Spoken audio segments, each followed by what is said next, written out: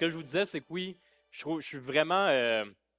C'est un privilège, je pense pour moi et pour vous aussi, d'être ensemble en Église, qu'on puisse ensemble œuvrer dans la mission de Dieu. Et quand je vois des témoignages comme ça, quand je vois la louange qui est menée par d'autres personnes, quand je vois tout ça, les choses qui me réconfortent là-dedans, c'est que premièrement, on sait que c'est pas sur les épaules de quelques personnes. C'est nous tous qui sommes les acteurs, et même là, la mission ne dépend pas ultimement de nous. C'est par la puissance de Dieu qu'on l'accomplit, et c'est sa mission. Et c'est une perspective que je trouve importante pour aujourd'hui, pour nous rappeler de comment qu'on œuvre dans la mission. Si vous n'étiez pas avec nous la semaine dernière, on a commencé une série qui a du punch. Aujourd'hui, est-ce que vous êtes prêts pour la ronde 2 du bon combat?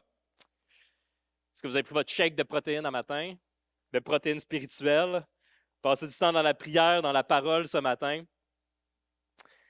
On a commencé cette série-là, puis je vous disais la semaine dernière que la raison pour laquelle on a appelé ça le bon combat, c'est parce que ça vient d'un passage de la deuxième lettre de Paul à Timothée, dans laquelle Paul dit à Timothée, « J'ai combattu le bon combat, j'ai terminé la course, j'ai gardé la foi. » Que c'est une lettre qui pousse à l'action, qui pousse à la persévérance, des fois de souffrir pour Christ aussi, puis qui peut nous dégourdir, nous challenger comme disciples de Jésus, enlever la poussière un petit peu.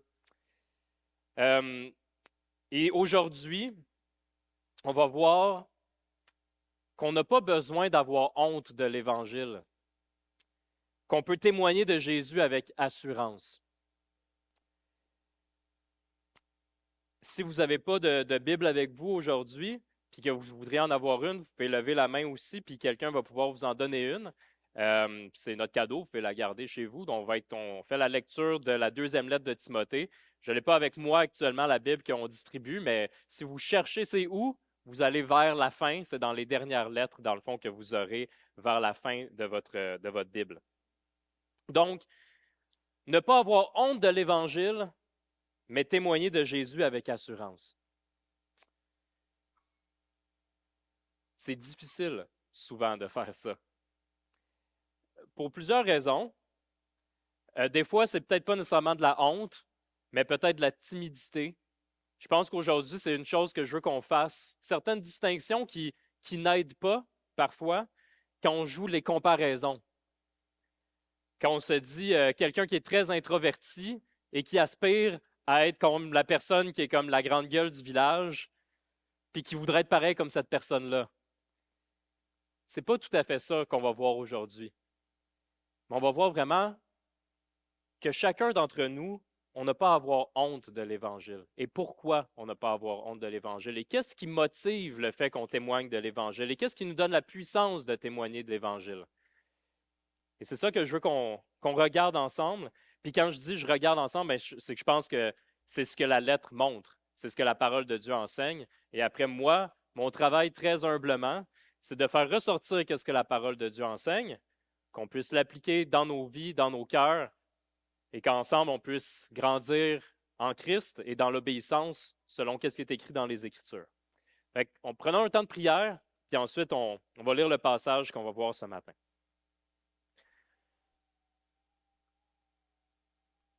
Seigneur, oui, je suis devant toi pour intercéder pour ton assemblée, pour tes enfants qui sont ici rassemblés ce matin.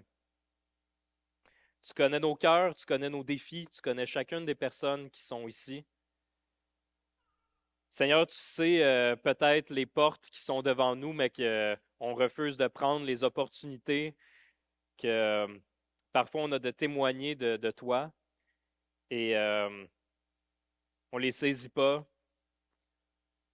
Je sais que c'est arrivé souvent dans ma vie, puis après de revenir avec des remords, de ne pas avoir parlé de l'espérance et la joie que je trouve en toi, Seigneur. Seigneur, on sait que tu ne nous culpabilises pas. On sait que tu nous accompagnes. Et ma prière, c'est que tu puisses nous aider à comprendre et à changer notre cœur et à changer notre attitude et à se rappeler de se reposer en toi, de dépendre de toi plus et de te faire confiance. de ne pas faire confiance en nos propres aptitudes, mais en toi, Seigneur. Merci, Seigneur, de nous aider à s'en remettre plus régulièrement à toi et ainsi d'avoir une pleine confiance en ta personne et en ta mission et que tu as le pouvoir de faire tout ce que tu veux. Merci, Seigneur. Merci de m'accompagner dans la présentation de ta parole et d'accompagner chacune des personnes aussi dans comment ils vont le recevoir dans leur cœur et comment ça va changer les vies, chacune de nos vies pendant cette semaine et pour tout le reste de nos vies, Seigneur. On prie ces choses dans ton Fils. Amen.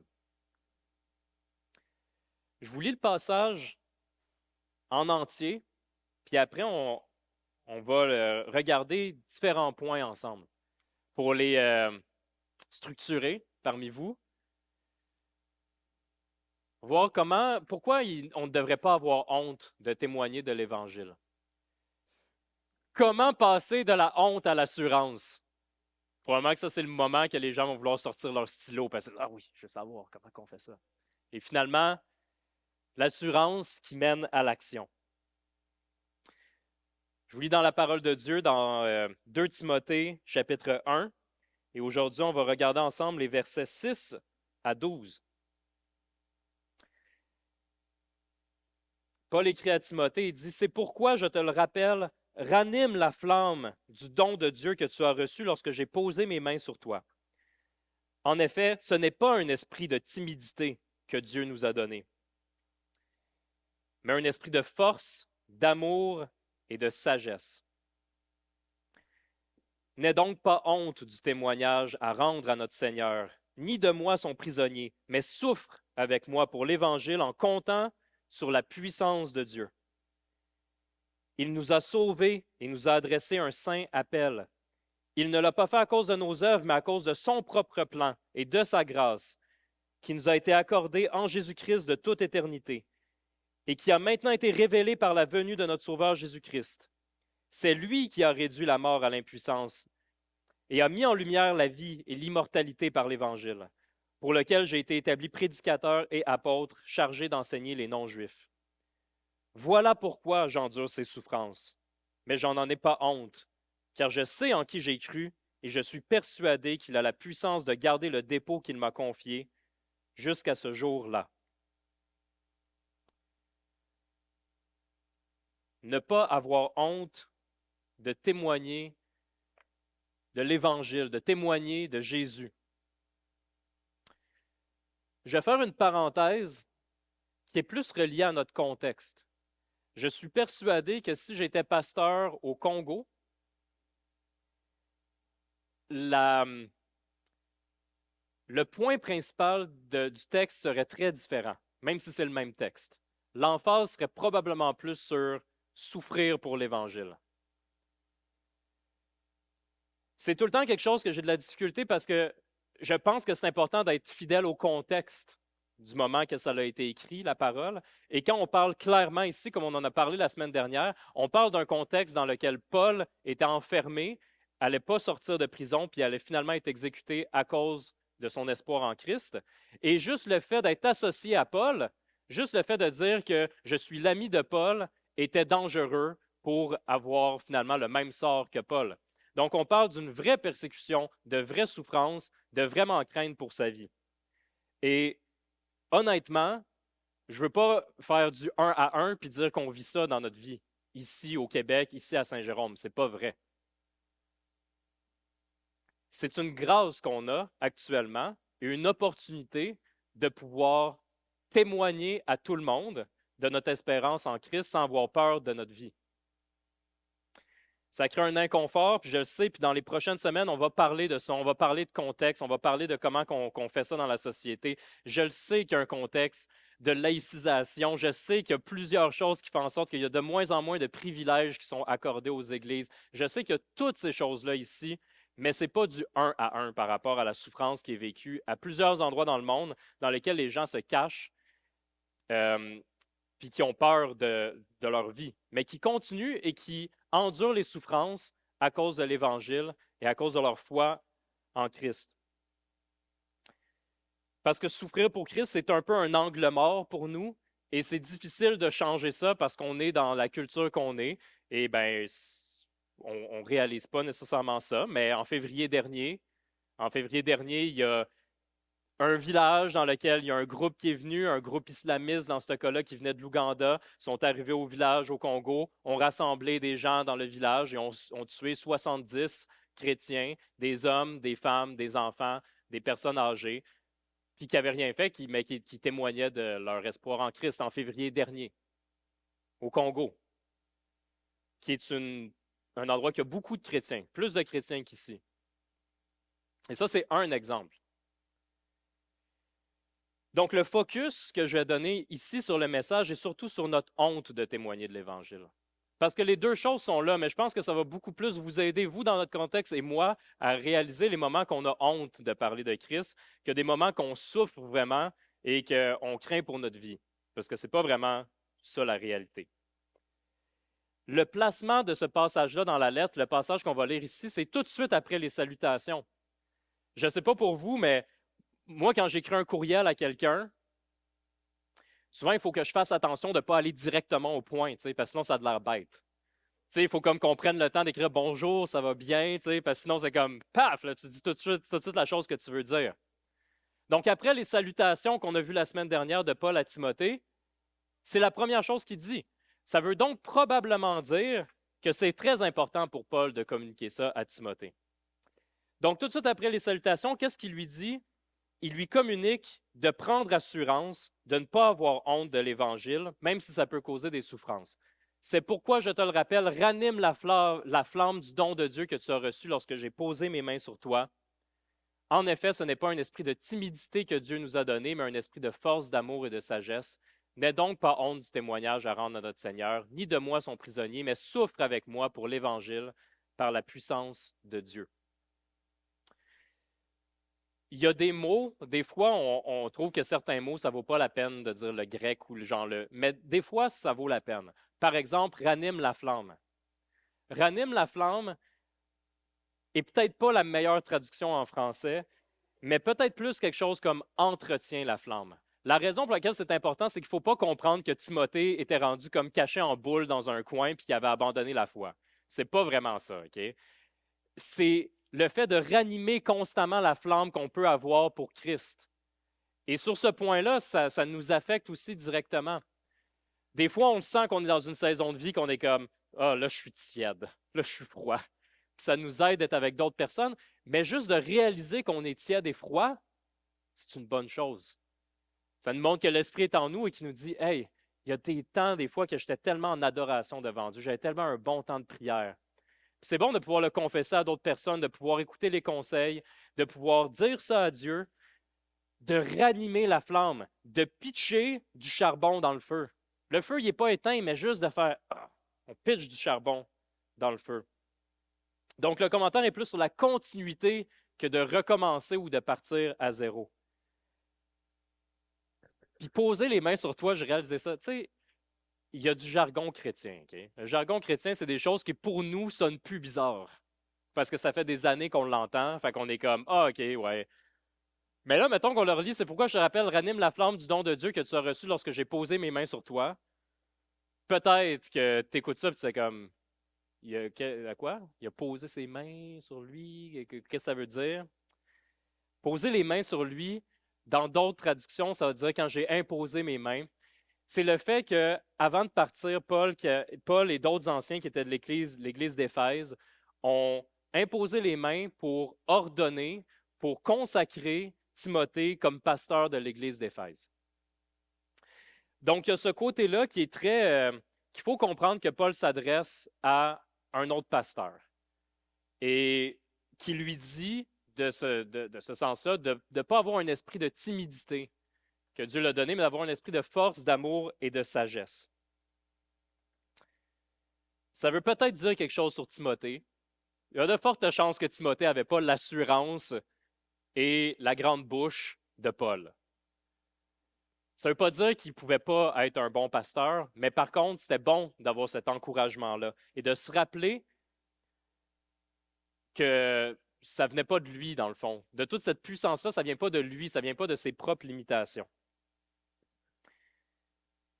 Et ça résonne un peu avec moi aussi, dans le sens que je suis plus naturellement introverti. Je sais que des fois, les gens ils trouvent ça bizarre, là, parce que vous avez peut-être déjà entendu des humoristes, je ne suis pas un humoriste, là, mais des humoristes qui disent comme ils n'aiment pas ça, faire des bains de foule puis parler avec le monde après, parce que c'est pas la même chose parler devant, comme là, j'ai pas l'impression que je parle à une personne puis que je fais du small talk.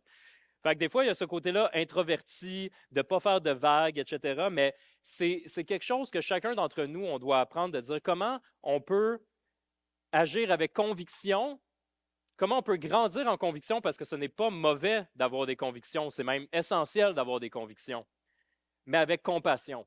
Comment qu'on peut proclamer la vérité autour de nous, mais de le faire avec amour. C'est toujours un défi. Comment qu'on peut corriger, mais corriger avec amour. Ce n'est pas des choses qui nous viennent tout le temps naturellement et on est tout le temps dans une balance un peu comme ça. Et je pense que là-dessus, c'est important de dire que ça ne s'applique pas juste aux pasteurs, de réaliser qu'on n'a pas un esprit de timidité, mais un esprit de force, d'amour et de sagesse, mais de prendre conscience de notre caractère. Là, JF n'est pas là, fait que je vais donner un exemple. Je n'ai pas pu lui demander la permission, mais quand c'est d'autres anciens, je me laisse pas, j'ai moins de gêne de comme donner des exemples. Quand c'est des gens de l'Assemblée, habituellement, je demande plus la permission, par contre. Ça va selon notre caractère. Je parlais avec Jean-François à un moment donné. Jean-François, c'est un des pasteurs ici à Ecclésia, qui disait que quand il était au secondaire, il était reconnu comme la grande gueule. Il parlait à tout le monde, il était tout le temps, genre, il était tout le temps une opinion sur les choses, il parlait à tout le monde. Puis que quand il a donné sa vie à Christ, quand il était adolescent, ben, il est resté une grande gueule, mais pour Jésus. Hein? Fait que là, il parlait avec les mêmes amis, avec les mêmes personnes, puis là, les gens, ils étaient là, puis là, ils étaient comme « Ah, tu crois pas en Jésus? C'est bizarre ça que tu crois pas en Jésus? » Puis là, les gens disaient ben, « Voyons. » Puis là, finalement, il y a plein de gens qui allaient à la jeunesse. Parce que ça, c'est comme ça que Dieu l'a fait. Il témoignait, puis ça, c'est son caractère. C'est certaines façons qu'il est fait. Donc, il témoignait à sa façon. Mais on ne peut pas tous être comme ça. Puis on n'a pas à aspirer à être comme ça. Le point qui s'adresse à tout le monde, c'est pas d'être extraverti, c'est pas de commencer à avoir aucune gêne d'aller voir du monde que tu connais pas puis de leur parler de Jésus. C'est pas ça le point. Le point, c'est de ne pas avoir honte de l'Évangile. Puis on va regarder dans le texte pourquoi c'est une bonne nouvelle pour toutes les Timothées, les Timotines de ce monde qui sont peut-être plus timides et que peut-être que ça fait des années que tu luttes avec ça parce que tu te dis « Mais moi, je veux témoigner, mais je ne sais pas comment, puis je suis trop gêné. » Puis le point, c'est de ne pas avoir honte. Et je suis convaincu que quand on n'a pas honte de l'Évangile, de plusieurs façons, on va parler de notre espérance en Christ. Pas tous de la même façon, mais de plusieurs façons. C'est une belle chose qu'on soit une Église avec plusieurs dons pour ça. Pourquoi? C'est un bon encouragement. Regardez ici. Ce n'est pas un esprit de timidité que Dieu nous a donné, mais un esprit de force, d'amour et de sagesse. Ça veut dire que l'Esprit Saint qui habite en nous, pas nous, mais l'Esprit Saint qui habite en nous est un esprit de force, d'amour et de sagesse. Et c'est par la puissance de qui? C'est pas par la puissance de nos propres compétences, la puissance de nos propres arguments, c'est la puissance de Dieu. Et ça, c'est un encouragement. C'est de dire que nous, on témoigne de notre espérance en Christ de plusieurs façons et Dieu agit. Puis là, c'est bien beau, mais là, peut-être que la prochaine question, justement, c'est que tu te dis, mais comment on peut passer de la honte à l'assurance? Excuse-moi, j'ai passé trop vite. Comment passer de la honte à l'assurance? Et comme je disais tout à l'heure, souvent, c'est là que les gens redoublent d'attention parce qu'on veut avoir des techniques, on veut lire des livres sur le sujet, on veut avoir des outils, des formules d'évangélisation, on veut trouver des trucs qui nous aident. Puis, on va voir tantôt que ça a une place, ces choses-là, mais ce n'est pas l'approche que Paul utilise quand il parle à Timothée pour l'aider de passer de la honte à l'assurance. Voici ce qu'il écrit. Et il écrit ça, et ça, c'est le genre de phrase en français qui est comme une phrase que si tu fais une composition, là, la professeure, elle va comme te dire ta phrase est bien trop longue. Là. Mets des points en quelque part là, parce que c'est bien trop long. Lisons-la, puis après, on va déballer ça parce qu'il y a bien du stock, OK? Il vient juste de dire, Paul, n'aie pas honte, c'est par la puissance de Dieu, n'aie pas honte de l'Évangile.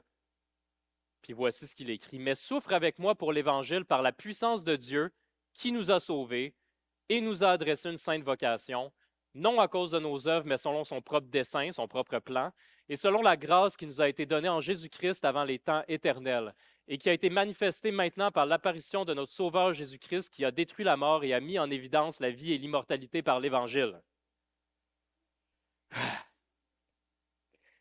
Ça, là, si on continue avec notre analogie du bon combat, là, ça, c'est le punch. C'est ça le punch ici de Paul. Puis si on ne voit pas ici que c'est un punch, un gros punch, voyons-le comme une série de plusieurs coups, comme une énumération. J'ai pris les points qui sont là, puis à place, je vous le dis comme énumération. Voici tout ce qui est dans ce passage-là. Paul dit à Timothée, pourquoi tu peux témoigner avec assurance? Tu peux témoigner avec assurance à cause de la puissance de Dieu, parce qu'il nous a sauvés, parce qu'il nous choisit et nous a donné une sainte vocation, parce qu'il a un plan et qui est au contrôle, parce qu'il nous a fait grâce et qu'on ne le méritait pas, parce qu'il a envoyé son Fils pour détruire la mort, parce que Jésus est revenu à la vie, parce que Dieu nous promet l'immortalité à travers Jésus. J'ai rien inventé, là. C'est tout là. C'est ça que Paul est en train d'écrire à Timothée. C'est ça qu'il devrait faire. Tu sais, quand je vous l'ai énuméré comme ça, j'imagine qu'il y a un moment que ça a comme fait un ouh, tu sais, comme un oh, là, on dirait que là, je comprends. C'est pas parce que j'ai utilisé des formules spéciales, OK, j'ai peut-être parlé plus fort, là. OK? Mais c'est dans les Écritures. Pour les théologiens en herbe, parce que des fois, on peut utiliser des mots qui sont compliqués, mais pour des théologiens en herbe, tout ce qu'on vient de parler ici, c'est la doctrine de la souveraineté de Dieu, de l'élection, de le salut par la grâce, de la mort et de la résurrection de Christ, qui est tout emballé dans une seule phrase. C'est ça le punch. Et en plus, c'est qu'on voit que ça ne dépend pas de nous. Toute cette partie-là, ça ne dépend pas de nous. On peut voir que le salut, l'élection, le triomphe sur la mort, la vie éternelle, que rien de ça ne dépend de nos œuvres. Ce n'est pas à cause de nos œuvres, mais à cause de son propre dessein, à cause de son propre plan, qu'il a manifesté depuis les temps éternels. Ça n'a rien à voir avec nos mérites. C'est Dieu qui l'accomplit, c'est sa puissance et c'est là-dedans qu'on trouve notre assurance en lui. Ce n'est pas dans notre capacité de le faire par nous-mêmes. Ça, c'est important. C'est une façon de voir la vie aussi. C'est une façon de changer comment qu'on voit la vie, de passer d'une partie qui est centrée sur nous à une partie qui est centrée sur Dieu. Ça, c'est un travail de toute une vie qu'il faut tout le temps faire. Parce que quand c'est centré sur nous, ça fait aucun sens qu'on témoigne de l'Évangile. Si c'était juste centré sur nous, il n'y a pas beaucoup de, on va dire, au Québec, peut-être que dans certains endroits, quelqu'un peut témoigner de l'Évangile, puis ça va comme être, comme, je sais pas, ça va être un méga preacher qui va faire plein d'argent, là. Ça se pourrait. Il y a des gens qui l'utilisent comme ça pour des mauvais desseins. Mais la réalité, c'est que souffrir pour l'Évangile, ça ne fait pas de sens s'il y a une perspective qui est centrée sur soi-même. C'est de perdre le confort, c'est de nuire potentiellement à son bonheur personnel, c'est peut-être aussi d'empêcher la réalisation d'objectifs personnels, parce que ce matin, vous pourriez faire d'autres choses qui contribueraient plus à la réalisation d'objectifs personnels, de finir des rénovations chez vous ou de comme, peu importe c'est quoi, ça peut apporter une charge émotionnelle. Des fois, ça doit vous arriver. Ça m'arrive aussi de dire ah, hey. C'est comme de gérer le péché de d'autres personnes aussi, des fois, des situations que tu te dis hey, si je n'étais pas dans une église locale, je n'aurais pas à gérer ces affaires-là. Ça ne m'affecterait pas émotionnellement. C'est tout ça. Mais quand c'est centré sur Dieu, sur sa mission, sur son plan, et qu'on comprend que c'est par sa puissance et par sa force qu'on peut l'accomplir, ça change complètement le cœur et ça change comment qu'on sert ensuite dans la moisson, comment qu'on témoigne. C'est ça qui donne l'assurance de témoigner, c'est pas les techniques. Et ça a l'air un peu contre-intuitif que là, je vous présente des livres d'apologétique, mais c'est pour une raison, OK? L'apologétique, c'est la défense de la foi chrétienne. Moi, j'ai lu beaucoup de livres d'apologétique, mais je réalise avec le recul que dans plusieurs occasions, c'est parce que je viens d'un background qui est très académique, universitaire, scientifique. Puis moi aussi, j'imagine que ma tête est un peu comme ça. Fait que c'est sûr qu'en donnant ma vie à Christ, j'avais quand même plein de questions, puis plein de choses que je me posais des questions sur ah, mais ça, comment qu'on parle de ça? Fait que c'est plusieurs bons livres qui existent sur l'apologétique. Mais ce qui est important pour moi quand même de dire, c'est que même si c'est des bonnes ressources, ce n'est vraiment pas essentiel pour témoigner de notre espoir en Christ. Si on regarde la Samaritaine, dans l'histoire de la Samaritaine, Jésus parle avec la Samaritaine qui est au puits, qui a honte parce qu'elle a comme plusieurs maris, puis qu'elle vit dans l'infidélité. Puis là, elle s'en va même pas en même temps que toutes les autres femmes pour aller au puits parce qu'elle vit dans la honte. Les femmes y vont tôt le matin pour pas être sous le gros soleil brûlant, puis elle y va à midi, en pleine chaleur, parce qu'elle veut être tout seule quand elle va au puits. Puis quand Jésus lui parle, puis que la Samaritaine comprend que c'est le Messie, que c'est l'incarnation de Dieu sur terre, la Samaritaine retourne dans son village et elle, qui avait honte de tout le monde, qui se cachait de tout le monde parce qu'elle connaissait la réputation qu'elle précédait, s'en va dans le village puis parle de Jésus à tout le monde. Elle n'a lu aucun livre, elle n'a fait aucune technique d'évangélisation, elle n'a rien fait de ça, mais elle est tellement contente, convaincue, emballée parce qu'elle a rencontré Christ qu'elle parle. Puis probablement que dans le village, il y a des gens qui étaient comme encore la folle. C'est sûr. Ça, on ne le sait pas, on ne connaît pas la réaction des gens qui étaient là. Mais c'est la même chose quand Jésus prêchait devant des foules. Hein? Jésus, il y a plein de gens qui trouvaient que c'était un fou puis qui s'en allaient. Il y a des gens qui étaient fâchés, qui lançaient des pierres. Il y avait tout ça. Mais il y a des gens qui étaient touchés. C'est aussi pour ça qu'à Ecclésia, il n'y a pas de pasteur d'évangélisation. Jean-François nous aide à trouver des méthodes ou qu'on mette des choses en place pour être des facilitateurs d'évangélisation, pour équiper chaque chrétien à leur façon de témoigner de leur espérance en Christ. Et c'est l'affaire de chacun d'entre nous.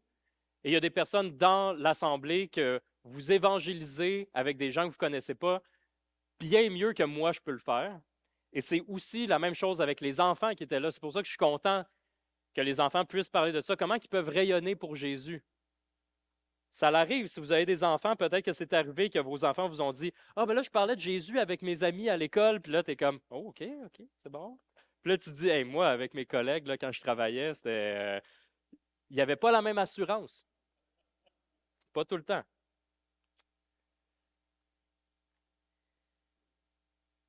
Et cette assurance-là mène à l'action. Puis là, on va voir comment que Paul utilise son propre exemple pour encourager Timothée. Et comment il ne prend pas la gloire pour lui-même, Paul, mais comment il rend la gloire à Dieu. Les 2 derniers versets qu'on voit aujourd'hui. C'est pour cet évangile que j'ai été établi prédicateur et apôtre, chargé d'instruire les païens, les non-croyants, les non-juifs. Voilà pourquoi j'endure ces souffrances, mais je n'en ai pas honte, car je sais en qui j'ai cru, et je suis persuadé qu'il a la puissance de garder le dépôt qu'il m'a confié jusqu'à ce jour-là. Je vois là-dedans l'amour paternel de Paul qui parle à son fils spirituel, Timothée. Il ne lui demande pas d'imiter son caractère fonceur. Il ne demande pas de faire des clones. Il ne veut pas dire maintenant, là, sois un clone de moi. Parce que cette partie-là, puis je pense que ça vient justement de quelque chose qui est très bon, de ne pas engendrer la comparaison puis de se décourager parce que Timothée n'est pas comme Paul. Puis en même temps aussi d'éviter le moralisme. Parce que quand on joue le jeu de la comparaison, parce que vous voyez que Paul utilise son exemple. Mais quand il utilise son exemple, pour ne pas être juste comme Fais comme moi je suis comme ça, moi je suis bon. C'est pas ça qu'il dit. Il donne son exemple, mais il donne sa motivation. Il dit qu'il fait toutes ces choses-là pour l'Évangile. C'est pour cet Évangile. C'est pour cet Évangile qu'il y a eu sa mission de prédicateur et apôtre. C'est pour l'Évangile, voilà pourquoi j'endure ces souffrances. C'est à cause de l'Évangile qu'il endure les souffrances. Puis il n'a pas honte aussi, puis son assurance vient dans le fait que Dieu a la puissance de garder le dépôt qu'il l'a confié jusqu'à ce jour-là, jusqu'au jour du jugement, jusqu'au dernier temps. Paul est confiant pas en ses propres capacités, puis il pourrait l'être, mais il est persuadé que Dieu, que lui, a la puissance de garder le dépôt qu'il lui a confié jusqu'à ce jour-là. De garder le dépôt, là, mettons qu'on utilise vraiment comme ça le dépôt, là, que tu t'en vas dans une banque, puis que tu te dis, bon, ben, je vais déposer de l'argent à quelqu'un, puis je me dis, ah, il va-tu prendre soin de mon argent? Il va pas prendre soin de mon argent? Et où ma confiance par rapport au fait qu'il va comme vraiment en prendre soin? Mais ici, on voit que Paul décharge tout ça. Il dit, mon ministère, la mission, la persévérance, est-ce que je vais être capable de persévérer dans les souffrances? Tout ça, je le sais. J'ai la confiance et l'assurance parce que c'est par la puissance de Dieu que ça va s'accomplir. Jusqu'à la fin. Jusqu'à temps que Paul meure, que Jésus revienne.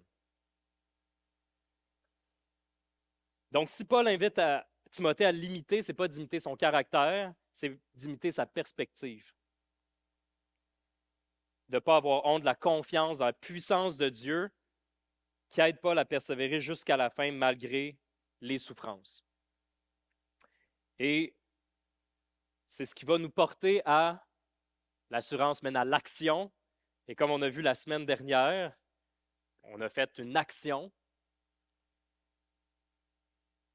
Et cette action-là n'est pas motivée par le pasteur qui était là, m'a dit de le faire, mais motivée par la parole de Dieu qu'on a lue ici, puis motivée par Dieu est au contrôle, par l'Évangile. C'est ça qui est motivant. La semaine dernière, c'était de parler à quelqu'un, d'écrire un message texte pour dire est-ce que, de remercier la personne d'avoir témoigné de l'Évangile. On avait vu avec l'histoire de Eunice et de Loïs, qui était la mère et la grand-mère de Timothée, qui avaient parlé de Jésus à lui, puis de dire qu'on est reconnaissant envers les personnes qui nous ont présenté l'Évangile. Juste pour savoir, je sais que ce n'est pas exactement les mêmes personnes qui sont ici aujourd'hui que la semaine dernière, mais juste comme ça, en levant la main, levez la main si vous avez eu un retour avec la personne, que la personne vous aurait écrit, puis que vous avez pu avoir une genre de conversation, que ça a été une bonne chose de le faire. C'est bon? Puis, comme je vous dis, on ne sait jamais comment que la personne va le recevoir. Moi, la personne à qui je l'ai envoyé, ça a été un gros encouragement dans sa vie à cause de circonstances que je ne connaissais pas. Puis on a pu rendre gloire à Dieu les deux ensemble à cause de ça. Peut-être que vous n'avez pas eu de réponse, puis que c'est comme frette, puis que vous êtes comme, oh boy, je ne sais pas comment elle a pris, mais priez là-dessus. Mettez votre confiance en Dieu parce qu'il peut agir, même quand nous, on ne sait pas comment ça a été reçu de l'autre côté. Donc aujourd'hui, l'action, c'est dans le fait de ne pas avoir honte de l'Évangile et qu'il y a plusieurs façons de témoigner. Ça serait maladroit de dire, après tout ça, bon ben là, on se lève puis on s'en va dans la rue, puis là, on va aller parler, on va aller au parc, puis là, tout le monde, on va aller parler de Jésus. Ça ne serait pas mauvais, mais ça serait un peu contre-intuitif en venant de dire que c'est peut-être de différentes façons qu'on va témoigner de notre espérance en Christ, mais que l'important, c'est de ne pas en avoir honte. Je vous donne des pistes, mais ça, c'est quelque chose que j'aimerais qu'on prie. On va prendre un temps de prière, puis après, on va prendre le repas du Seigneur aussi, mais qu'on va prier là-dessus pour voir qu'est-ce que Dieu met sur votre cœur. Peut-être que Dieu a déjà mis des choses sur votre cœur. Des fois, il y a déjà des opportunités que vous savez que la porte est ouverte puis que vous ne saisissez pas l'opportunité. Moi, ça m'est arrivé. À l'école, quand je travaillais à l'école comme professeur, il y en avait des profs que, genre, ils me posaient plus de questions que d'autres. Il y en a que ça bloquait vite, puis il y en a d'autres qui étaient intéressés. Puis je ne les ai pas toujours relancés, les personnes qui étaient intéressées, à dire « Ah, mais regarde, on peut en parler. » Fait qu'il y a peut-être déjà des choses qui sont claires sur votre cœur. Je vous lance des pistes, puis après on va prier. Il y a des personnes que c'est de témoigner à des gens dans votre entourage. Il y a des personnes, des fois, que c'est des choses niaiseuses, mais c'est juste d'afficher tes couleurs, d'avoir une casquette, un chandail qui parle de Jésus. Juste ça, c'est comme, ah, mais là, ça va engendrer des conversations. Ouais, ça se peut. Mais des fois, c'est comme le premier point parce qu'on se dit comme, ah, une fois que la conversation est partie, c'est correct, mais moi, partir la conversation, c'est difficile. On est tous différents un peu sur ces côtés-là. Il y a beaucoup de différentes façons. Des fois aussi, j'ai déjà entendu, puis je veux juste push back un peu sur ça, que c'est par les actions. Fait que c'est sûr que par les actions, quand on écrit à quelqu'un quand c'est sa fête, on pense à la personne, on l'appelle régulièrement pour prendre soin de la personne, les gens, à un moment donné, se rendent compte comme cette personne-là, il y a quelque chose de différent. Puis après, c'est juste de dire que la chose différente, c'est Jésus. Ça, c'est l'étape aussi qui reste.